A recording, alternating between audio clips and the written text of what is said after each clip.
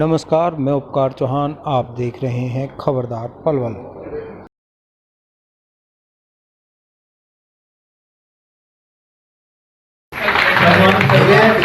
आपने छोटा सा पौधा सेवा ग्राम में लगवाया है और ये बहुत बड़े भारी बंडल के रूप में एक दिन खड़ा होगा और दूसरी सूरजमुखी फूलों को बाजार में मंडी में बेचने का काम कर रही है। सुबह फूल बेच करके नगद पैसे लेकर के अपने घर में आकर के अपना एक घंटा सो जाते हैं। तो हम ऐसी कौन सी फसल उगाएं, किस तरीके से उगाएं ताकि किसान जो है उसको अच्छा उत्पादन ले सके। जैसे आजकल हम देख रहे थे, पहले भी हमने बताया था, आज शुगर केन मेज और कॉटन पे है, लेकिन यदि आप हरियाणा के दूसरे क्षेत्र में जाओगे, पंजाब में जाओगे, तो वहाँ पे 3M का फॉर्मूला दिया। डॉक्टर साईदास हैं हमारे, तो हम कोशिश करेंगे नेक्स्ट टाइम उनको भी लेके आएँ आप लोगों के बीच में। तो वो ये कहते हैं कि हम लोग रेगुलर, यदि आप देखिए पूरे हरियाणा में धान और गेहूँ, ये दो ही क्रॉप लगातार उगाते हैं।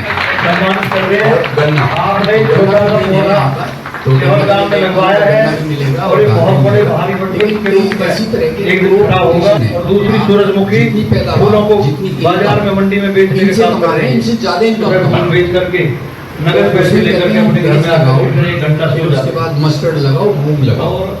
तो यदि ये 3 क्रॉप लोगे तो उसके फायदे अलग हैं। एक तो आप, क्योंकि आप इस पूरी जो प्रकृति है, हम नेचर बोलते हैं, उसका हम और आप सब हिस्सा है, तो उसको बचा के भी रखना है। जैसे पानी है, तो यदि पानी का लगातार हम जमीन के अंदर से दोहन करते रहेंगे तो एक दिन ऐसी स्थिति आएगी कि पानी मिलेगा ही नहीं हमें। तो जब पानी नहीं मिलेगा तो ना तो हम कोई फसल उगा सकते और ना हम अपना उसको पानी को पीने के लिए भी चाहिए, फसल के लिए भी चाहिए। तो इस तरह से जो 3M का फॉर्मूला है, उसमें बोलते हैं वाटर कंजर्वेशन भी होता है और आपकी जो पैदावार है, इनकम है। यदि आप कहीं पे भी जाइए, पल्सीज हैं जैसे हमारे देश में 1 लाख करोड़ रुपए से ज़्यादा हम लोग ऑयल सीड का और पल्सीज का इंपोर्ट करते हैं, तो बाहर से विदेशों से लाते हैं। तो यदि आप यहाँ उसको उगाएंगे तो आपको रेट भी ज़्यादा मिलेगा, इनकम भी ज़्यादा होगी और आप एक दूसरे तरीके से देखोगे कि जो हमारे देश का पैसा है तो वो बाहर भी जाता है, तो हम लोग उसमें भी शेयरिंग करेंगे। और जिस तरह से आजकल चल रहा है कि हमारे देश के प्राइम मिनिस्टर कहते हैं कि अब से 5 साल बाद या 10 साल बाद हिंदुस्तान जो है वर्ल्ड की नंबर 1 पे होगा।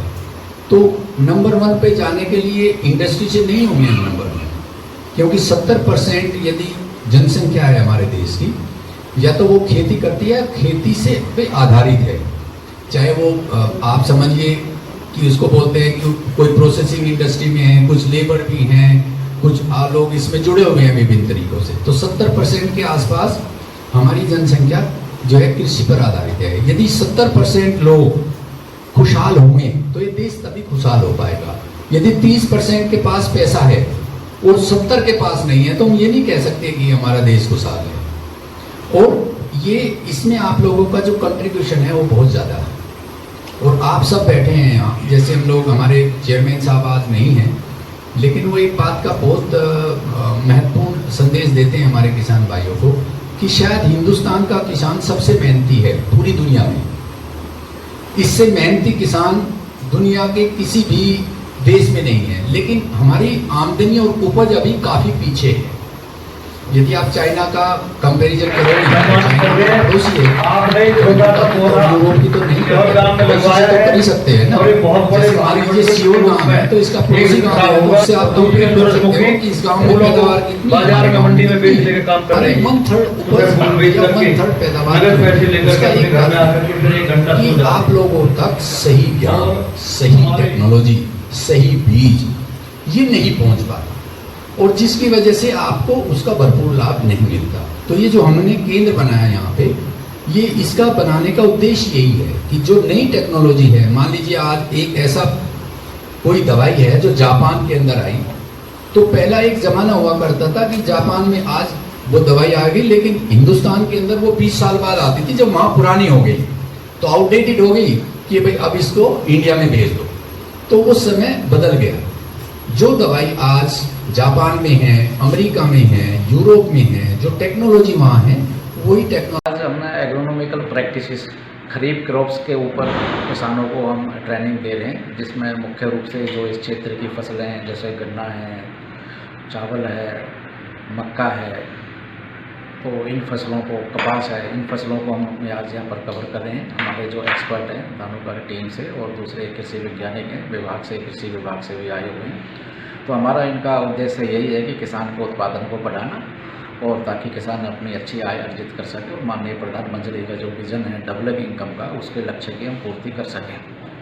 दूसरा, यहाँ पर क्योंकि हमने हर शुक्रवार को यहाँ किसानों के लिए ट्रेनिंग का आयोजन हम करेंगे और शुक्रवार को किसान हमारे पास में आएंगे, R&D जो सेंटर है धानुका का, और शनिवार का हमारी जो टीम है एक्सपर्ट है, हम किसानों के फील्ड में जा कर के किसान गोष्ठी का आयोजन करेंगे ताकि जो संबंधित समस्याएं हैं फसलों से संबंधित, हम उनका वहाँ पर समस्या का निदान कर सकें ताकि किसान अपनी अच्छी तरह से खेती करके अपनी आय को अर्जित कर सकें।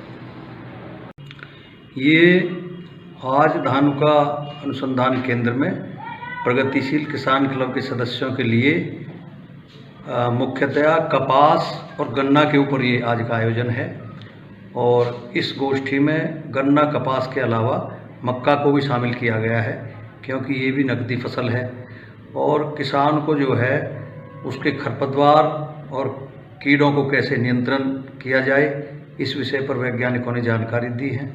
इसके अलावा मार्केट के प्रबंध कैसे किए जाएं, FPO बना करके किसानों को किस तरह से बाज़ार के साथ जोड़ा जाए और दिल्ली हमारे नज़दीक है जिसमें 5 करोड़ उपभोक्ता हैं, उनके साथ कैसे जोड़ा जाए, इस विषय पर विस्तृत जानकारी हमारे वैज्ञानिकों ने यहाँ पर आकर के दी है। किसानों से क्या अपील है? मैं किसानों से अपील करता हूँ कि आप ऐसी फसलें उगाएं जिनमें पानी कम लगे, जिनमें लागत कम लगे, जिनमें मुनाफा ज़्यादा हो। हम अपने ज़िले में स्वीट कॉर्न की खेती लेकर के आए हैं जो अच्छी तरह से हो रही है और बाज़ार में इसकी बहुत ज़्यादा मांग है, लागत भी कम है, उत्पादन ज़्यादा है और उससे हरा चारा ज़्यादा प्राप्त किया जा सकता है।